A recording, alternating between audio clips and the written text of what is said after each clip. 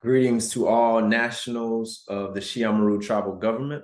My name is Waxak Ali, and I am honored and privileged to announce that I am running for the Chief of Arts and Culture of the Shiamaru tribal government. First thing I want to do is give a special thanks to the current Chief of ARNA, the Amaru Namataga Shia Ali, and any other contributing nationals who've had their hands in establishing and founding our government.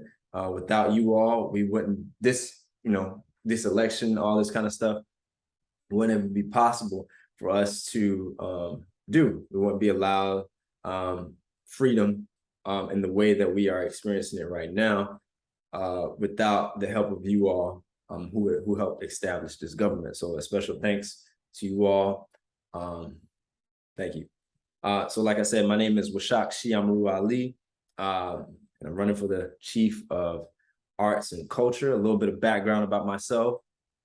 I've been doing music and around music. My background when it comes to arts and culture is music. And I've been doing music since I was 5 years old. Started off playing in the church.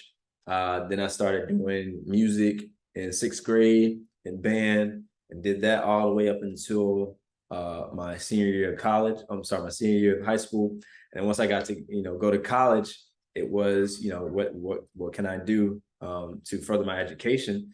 And at that point in time, all I knew was music. So I went on and I furthered my education in music and got my bachelor's in performance arts with some studies in music education as well.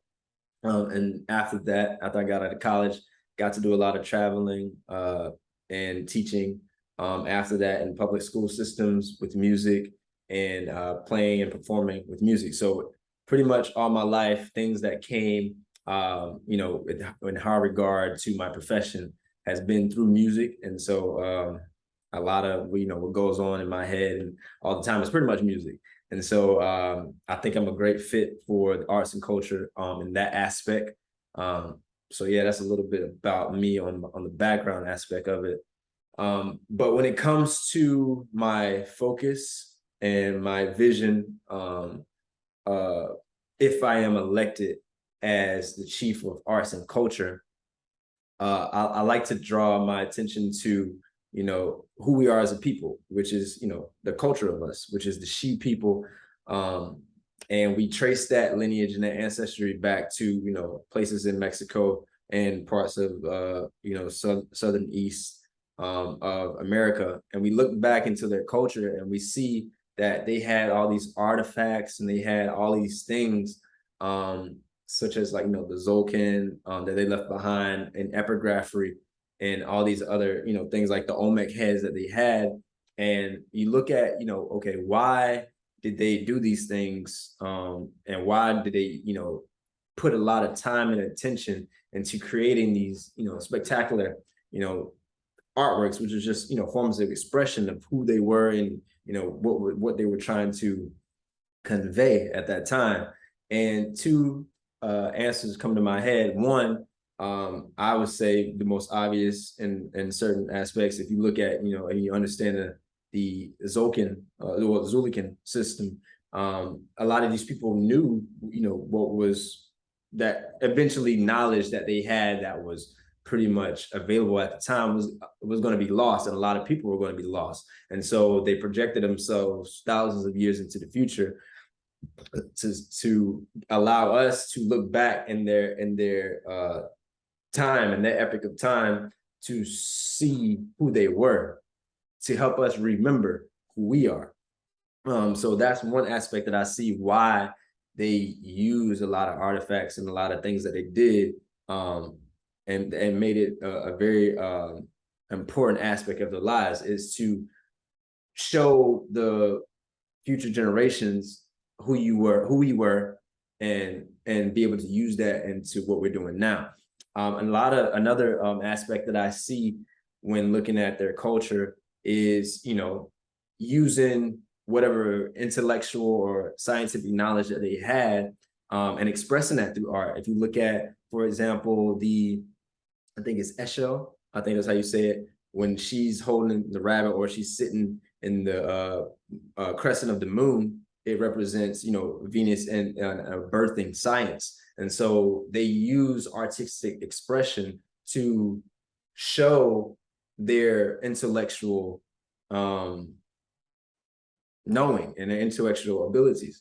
And my position where I want to focus and develop in Arna is that aspect, or those two aspects of, you know, what they did, to be able to do something, well, take what they had as templates and use it to create like a modern expression of what they have. You know, one thing I want to be able to do, and for us, not just me, for us as a people to be able to do and focus on, is create things and develop things artistically and how we express ourselves, you know, in general, so that when people look at us 10,000 years from now and they look at this epic of time, which we are calling Arna, they don't just see people, you know, looking back thousands of years and, you know, just using what they did solely, you know, like cookie cutter people in a sense, you know what I'm saying? So, because when we look at the reality of where we are right now, yeah, we're descendants of the She people, but we don't have an Arna museum where we have all of their artifacts in our possessions. And so we're looking back in time and we're studying, you know, who they were based off of their culture and the things they left behind, but we don't have those things in our possession. And so what we want to focus on is, yeah, taking those, you know, templates and those designs and recreating it and reimagining it so that we can now have possession of our artistic property, which expresses who we are as a people and as a culture. And so when people look at, you know, who we were in the future, they don't have to say, oh, these people were the She, but the United States government still has, you know, all of their, you know, artistic property. And so gaining back our confidence to, you know, use our intellectual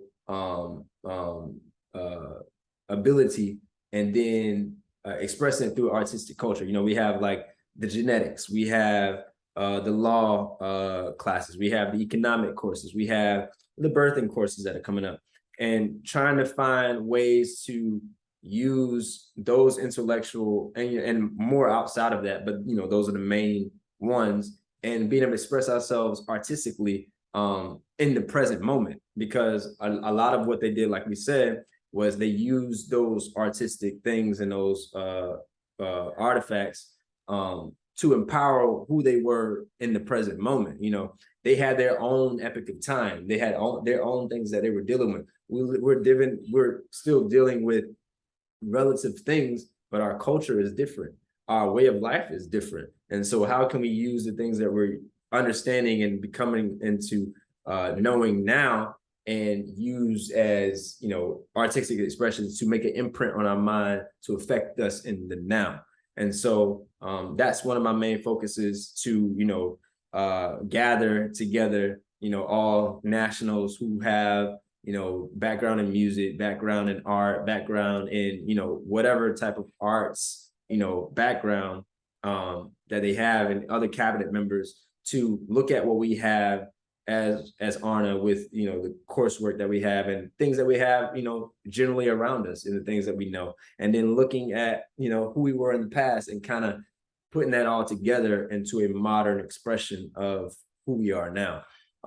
That's one of my biggest focus points, is that we develop us, because we now have to represent and represent who we are as a people. We're coming out of, you know, a bondage system, a bondage way of thinking, a captive being.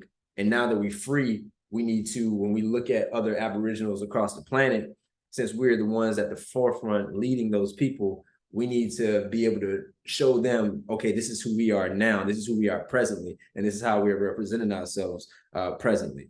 And then, you know, make and continue to make improvements on that.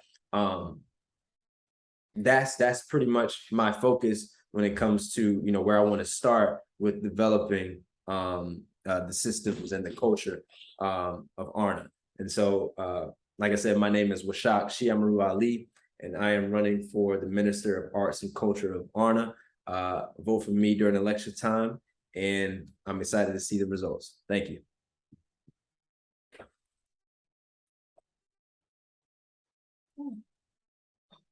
Why are you